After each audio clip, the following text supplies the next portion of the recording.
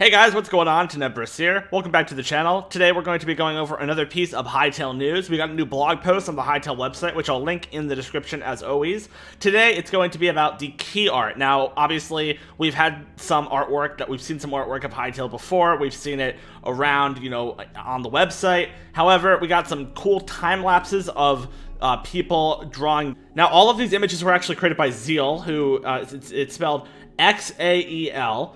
And he created all these images, and you have a bunch of time lapses of the images, and we have some information about what's going on in the images, which we didn't previously have before, so I thought I'd go over that. So you can see that all of these were actually made on Procreate for iPad, which I think is a drawing tool, and it's also added, details added in Photoshop, and you can see the final version of each image at the end of the videos. So the first image we have here is Zone 1, Swamp. Now, this particular zone is something that we've seen before. We know that Hytale is divided into different zones. Each zone has its own unique biomes, and I assume when you travel through Hytale, you kind of advance from zone to zone. I'm pretty happy with this one because it looks close to what we have in game, Thomas says. I try to keep interesting color palettes in order to create something with a nice atmosphere. Here, it's lots of green, dark blue, and bright blue with a touch of brown.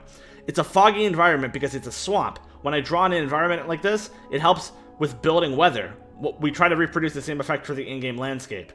He also talks about the architecture, and he mentions the Quebec tree. Now, we already know Quebecs are a creature that lived in Hytale, but the Quebec tree is a previously unknown kind of thing. And we kind of knew what it was, but we didn't necessarily know it was called that. So a Quebec tree is actually pictured in this, which will help the world team to build prefabs, Thomas says. They can use this for inspiration. They won't do the exact thing that I do, but they'll think about how they might create it with blocks. Now, in this picture, we have a pretty good look at Zone 1, as well as an interesting creature in the middle of the lake, which doesn't look like a Quebec, but maybe is an enemy. We also have a stone structure on the right-hand side, some vegetation like mushrooms on the left-hand side, and a big Quebec tree on the right-hand side.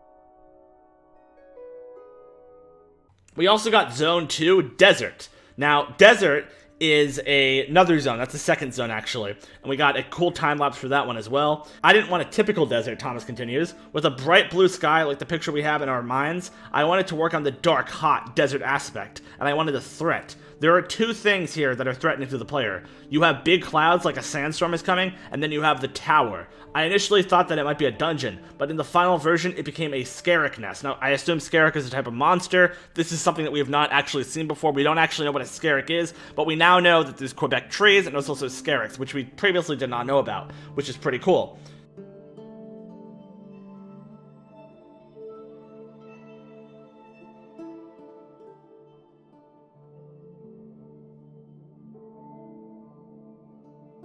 We also have a time-lapse of VARYN, who's apparently a very important character. Now, we're not sure who VARYN is, but you can see Thomas says in the video, you can see that I've started over many times, and it was very messy. I had no process on this one in the beginning. I was painting over layers and layers and trying to find something interesting. Eventually, I found a nice outline and started to define the details.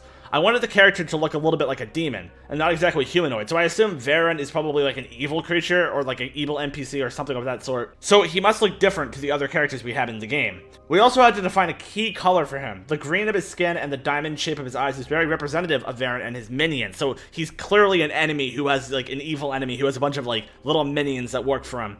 The orb he has in his head represents void magic. Now, I'm not sure if that's an actual thing or that's just a kind of idea that we have in the game. In the beginning, I thought that might be green too, but the need for this composition, I ended up picking a purple-pink color, which represents corruption in the world. Most of the time, VARYN is a distant threat.